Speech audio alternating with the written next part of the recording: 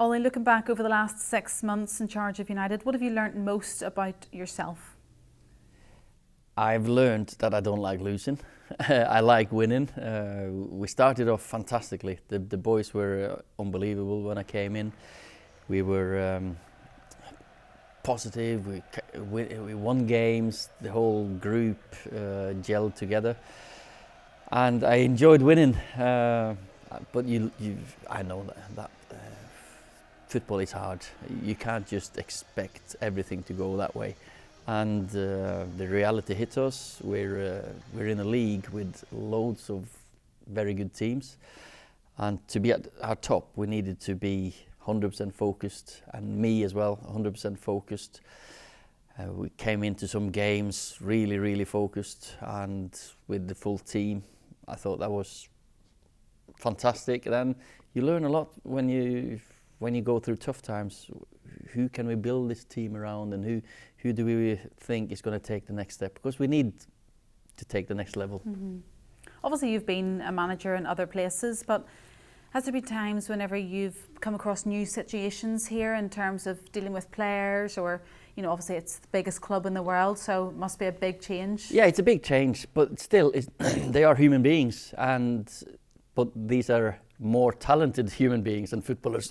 Sorry. That I've ever worked with.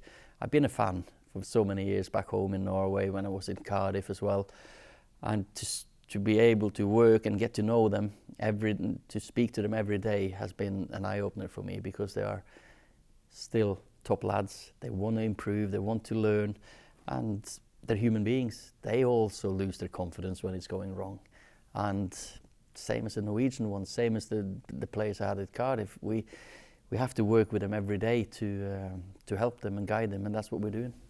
You mentioned there before that you don't like losing. Is it worse losing as a manager than as a player? Yeah, 100%. It's because you look at yourself all the time as a manager. Should I pick a different team, different tactics? Was the training week not the best?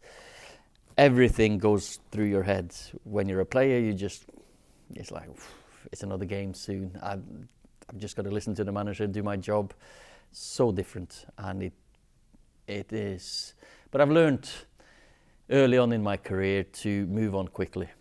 If you're going to think about this in 5 years' time, then okay, spend time on it. But if you're not going to think about it in 5 years' time, just flush it and move on. You have a good team around you, though. Yeah. You've been full of praise in the past for your coaches, Michael, Kieran, Mark, and of course Mick as well, who have heard the good news about now your assistant manager. So it must be nice to have them. I know it's maybe harder to lose as a manager, but that's still your own little team you're losing with, if that does happen. Yeah. No, 7:30 in the morning when I drive in, I think I'll be early one of the first few weeks. And I look up the glass window here. Michael's sitting there, Kieran's sitting there, Dempsey's sitting there, and Mick, he's got a little bit further to drive to come down here. But about 8:30, we're all sat there discussing, and we are a team together. We discuss, we bounce off each other. We've got different qualities, all of us, and I'm so happy to have this team around me, because the experience of Mick, he's been here with the gaffer when he was here. He's learned. He's been a player. Michael's been a player. He's had some fantastic managers in Jose, David Moyes, Van Gaal, Sir Alex. So for us to work together, I think we all learn from each other. What about Mick then? He's obviously been announced a new 3-year contract as your assistant manager. I'm sure you're more than happy with that. Very pleased. And when Ed rang me in December, I spoke to Mick once when I was at Cardiff. Actually, he was out of a job, so I spoke to him for an hour or two there. And when I got the job, you're quickly thinking, how can what do I need for help? Mick Phelan was the first port of call. Couldn't get hold of him. Apparently he was doing a coaching session up at Burnley College or something up there. So I didn't get him until 7 or 8 hours later, since I got the first call. So it was like a few hours there what if he doesn't want to? But he was my first choice because he's such a knowledgeable lad, likable. No, I can't say lad. He's so much older than me, but to have played under him as well, and now to be working with him, with his team was so important for me. And I said to Ed that you need to make sure after he gave me the job full time that we get Mick with us. And I hear there might be some good news as well about Michael, Kieran and Mark. Yeah, I think they're all going to stay. I think that's important that we keep that team going forward. We are, as I said, we do bounce with each other. They are some exceptional coaches. Kieran, with his 32 years of age, you think he'd have 32 years in coaching. Dems, of course, I've worked with Dems now since 2011 when I moved back to Norway. He came with me to Molde. He's a Man United lad through and through. Came through with Norman Whiteside and Mark Hughes, that youth team. He was actually captain, I think, Dems. Played once for the first team. So he knows what this means. And Michael, what can I say that no one else knows about Michael is when he came in my last season as a player, played with him for 1 year, but I he's a personality that I really can connect with. Just looking back on the season, well, your part of the season, has there been a specific match or performance that summed up how you want to play? Well, I think we had highlights and some lowlights throughout.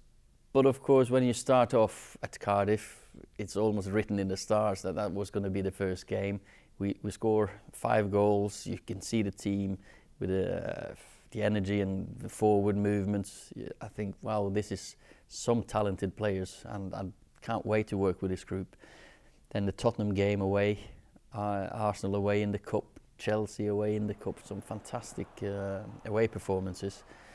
We just need to get that consistency at home and being able to win games, dominating more games. I think we've been fantastic counter-attacking football. We want to improve on dominating more games. So too many games to leave out. So the whole period, the first 2 or 3 months was fantastic. The last period, difficult. That doesn't mean the team or players have become any worse. It's just we found it hard, and it's been the end of a long emotional season for them, physically as well. But emotionally, when you lose your manager halfway through, it's not easy for the players. How different do you think the Premier League is from whenever you were playing in it? Or do you think there is a difference? Oh, there's a massive difference. Playing style, more teams playing, call it a more continental style. But the competitiveness of the league is the massive difference. You've got 6 teams that would say we can challenge for the trophies. It used to be 1 or 2. We had Arsenal or Chelsea that used to challenge us when I played.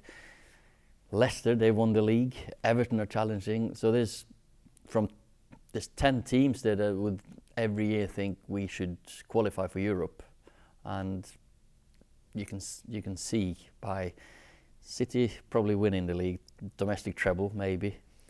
Tottenham, Liverpool in the Champions League final, Arsenal and Chelsea in the Europa League final. So we're competing against the best teams in the world, and that's a challenge that we won't take lightly, but it's a great challenge for this club because we are the biggest and the best club in the world. There can't be anybody better to do that because you are the most optimistic person ever. Well, do you feel that you really are like that as a person? Yeah, I've always been an optimist. Strikers have to be optimists. Mm-hmm. Defenders, they've got to be pessimists, and goalkeepers. Cause I've always lived on defenders making mistakes or being positive in my movement or looking for chances to score a goal. And I have to say, throughout my life, I've always tried to see the possibilities in the situation. Next year, yeah, we are out of the Champions League, but we're in Europa League, which last time we were with success. We won it with Jose and his team, so that's another possibility to win a trophy for next year. Of course, it's going to be chances for other players to play. That's just the way I've always been. When I got an injury when I fractured my cheekbone, well, that's then I could work on different things. That's just in my nature. Yeah, it's a good way to be. Well, I don't like to be too negative. I'm hard on myself, don't get me wrong. Yeah. I'm not like, I'm probably more hard on myself and my family and anyone else, but you still have to be an optimist. Yeah. Another positive I want to talk about, as well as your personality, is the support of our fans. Yeah. How impressed have you been with the fans since you've come into the role? Oh, very. Since I came to the club, I've never ever heard our fans boo the players. And I've played for 11 years. I've been coach and a manager here now, and they are unbelievable. And I played with some foreign players. We have foreign players here now that are used to a different culture. You know, when bad times and rough times, they really hammer players, but they don't. They understand football. They know football. They know that it's not going to be something we just don't walk into a shop and buy a trophy. We got to earn it, but they support us. We need their support, and I've had an unbelievable how many years now with the club. I've been back home for 8 years. Every time they sang my song, I was knocking, like, listen to the fans, they're singing about your dad. So, and now you can't get away from the songs? No, but it's fantastic. What about the children? Do they sing those songs at home? No, they don't sing him, no. I think they're fed up with him. But they are big Man United supporters. I just want to talk to you about the youth then. The young players have been training with you for some time. Yeah. Chong, Garner, Gomez, Greenwood, all featuring for the first team. It's an exciting time for those crop of players. Yeah, and that's part of being here at this club, that you know you'll get your chance when you work as hard as they do and they have the talent that they have. So by the end of the season, I think our fans will have seen enough of them, knowing that these can be a part of our future. Especially because you see them in training all the time, but the first time a lot of the fans see those players is in the pre-season games, and it's so important that the fans really see their talent. Yeah, and I think they know deep down, because it's ingrained in our history and tradition, that you will get a chance, and they know that they'll get the backing from the supporters. And yeah, there comes an expectation, because media, social media, everything now is so blown out of proportion, and there's expectations on these young players. But it's important for us as a staff then to just match them correctly. And now, last game, we'll see hopefully a few of them. Is there a part of you that thinks, oh, it'd be nice for them to go on loan, but I don't want them to go? Yeah, I have to say, because it'll be nice for them to have a full season somewhere and play. But then again, maybe it's the best place is to be here, because when you train with the best players in the world and this environment, we've got a history of making them the best. But we've got loads of good examples of players being out for a year on loan and coming back, men. So let's see what we decide on with these boys. But I can see most of them staying here and getting chances next year. Dean Henderson and Axel Tuanzebe have done well in this year and their loans. Have you watched much of them? Yeah, I have, and hopefully now Axel can get to a playoff final and play well. He's had a couple of injuries, but he's a boy that I can't wait to see for pre-season for us next year. Let's see what we do with Dean. Obviously, he's won promotion with Sheffield United. He's been fantastic, and for him to play a year in the Premier League with them might be the best thing. Obviously, you're so busy now. There's probably so much elements of your job, but do you still try and go out and see the youth team games, the youth players in training? Yeah. And do you enjoy that? I love it. I love to see kids expressing themselves, because that's what we want to see at Old Trafford when they get there, and to see who expresses themselves in the right way and not showboating, because it's a fine balance when you're a young kid. And I know it's not down to me to base all my judgment on just a couple of games, but you sometimes, because if you're 5-0 up or 1-0 down, I want to see them do the same thing, the right thing. It's not about them, it's about the right thing for the team. And if they've got it at 16, 17, they'll have it when they get into the first team. What qualities make a player who's come through our academy special then?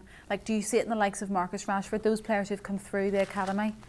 They're united, aren't they? Yeah, In they their are. heart? They are, and you can hear from so many other coaches around that when you get a player that's been through the Man United system, they're proper people, and they're hardworking, and of course they're talented because they don't get picked for Man United unless you got that talent. So if you just don't make it at Man United, there's many players.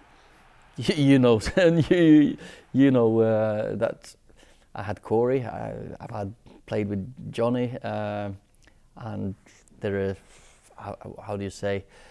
They're a testament to their own families, but also Man United because they have great careers.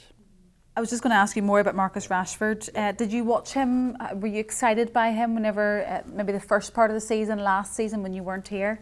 Yeah. Especially because you've known him as a child. Very much so, and I don't tweet a lot, but there was one I had to tweet. I've seen it. Yeah, you have. The shirt. That was my daughter's shirt. I just, come on, get me that shirt. I have to tweet this one because the magnitude of the game as well. Of course, it was against Liverpool. So yeah, you're excited when you work with these kids and you see them coming through and humble and hardworking. And by coincidence, I actually met Jesse and Andreas, Marcus, in the corridor after they beat Young Boys in the Champions League towards the end. And I met them in the corridor and just spoke to them briefly. And I could see Marcus being down because he missed a couple of chances. I said, you'll be fine, just relax. And yeah, I'm snatching at things.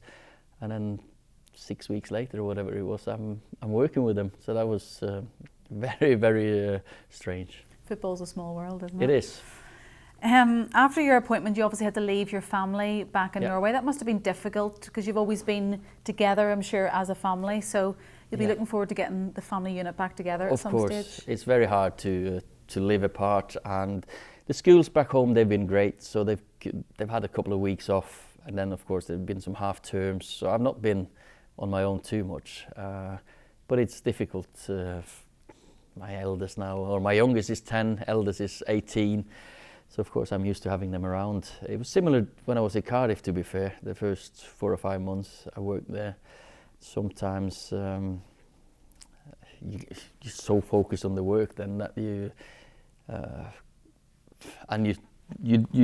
get that tunnel vision.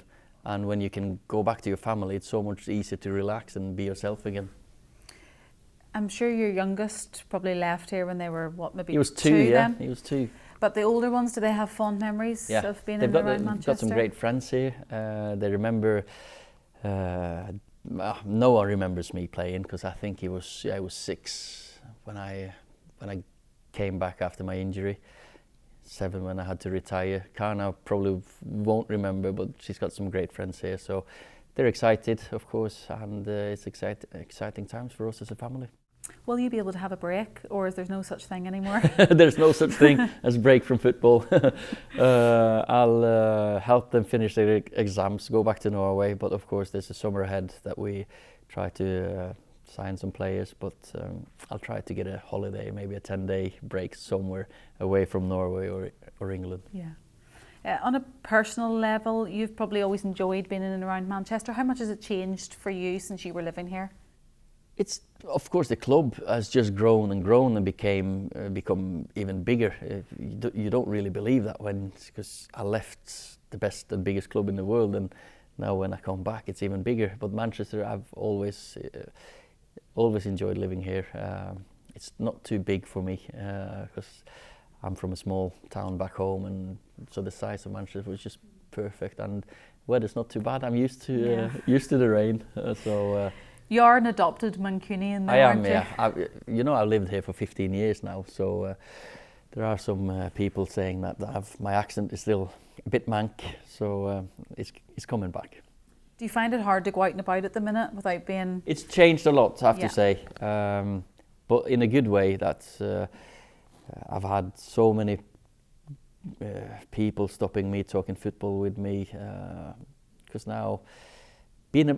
Being a player back then, it was so much easier to go incognito. But at the moment, I've noticed a big difference and as I said, the club's even becoming bigger and bigger and bigger. And the media attention, of course, now you're the manager. Every time I go shopping, the grocery shopping just outside my flat, it's there's photographers. What about looking ahead to pre-season then? How much are you looking forward to that? Can't wait, because it's a fresh start. We set the targets, we align, the ambitions, we work together, we agree on certain principles. It's always a massive month that, see, I hear the sound, a massive month or 6 weeks that we have together to agree on how we're going to do things, to set the culture right. Of course, we're going to Australia, we'll see our fans there, we get some great games, we got Leeds, Tottenham, Inter Milan, we got AC Milan when we come back, so it's going to be, I can't wait, because then it's time for us to put some principles in place without the results business. There's not the pressure of the results. And even though I came here when Ed rang me, said, get smiles back on faces, get them enjoying football, get a style of football. Pre-season we still don't play for points now. We played for points in December, January, February. So what will be your number one priority then and over the pre-season? Now we want to get everyone fit for when the season starts. We don't want to lose anyone with injuries, but a certain set of principles. This is the way we want to play and agree on, and we've find a system that we feel comfortable in, and just go from there. How much are you looking forward to seeing the fans all over the world? I've always, as we spoke about here, it's humbling when you travel around the world and seeing your fans, how much difference to their lives we can make by being out there, by playing well, by winning. So we know that we have a great responsibility in this club. You visited China in the summer of '99 after winning the treble. Have any fond memories of your time there? Yeah, that's the first time I got the association with UNICEF. So from then I've become a UNICEF ambassador, and that connection there that's the thing I remember the most from that trip actually. Can't remember which games we played because they just go. As a player or a coach, you don't see a lot. You just focus on training, going back to the hotel, sleeping, eating, preparing for the next. So the more special things are the connection with UNICEF. You've discussed today with the press the sort of players you will be targeting in the transfer window. What qualities do you feel would make an ideal future player at this club? We've touched upon it. We try to educate our players or kids to be proper people. In my view, the best players have always been the best people. So you have to have that value system, do you say? No, that certain kind of attitude about you to make a Man United player, but you've got to have the qualities. Our fans want to see exciting players. Of course, we want to get up from our seats. We want to see defenders who defend. That's in their lives. That's the most important thing. When we go and press with Jesse and Marcus, the games against Barcelona, PSG, Liverpool, Chelsea, when we start these games, our fans clap a striker doing a tackle. It's always been in our culture, and so you have to have that work ethic. So we're scouting the market. We're trying to find the right ones. Does it excite you that you are going to be the head of this rebuilding process? Yeah. Of course, I'm excited by the whole project, and I know it's a great responsibility being in charge of this great club, and it's a big responsibility. The only thing I can promise, I'll do it to the best of my ability. Well, I was just going to ask you that. Just finally, if you could give the fans a message in advance of a long summer with no football, what would it be? Keep supporting the team as they've always done. Keep believing when we come back, they know that we'll give everything to come back to where we belong. And next season we'll start afresh with them, and can't wait to get it going.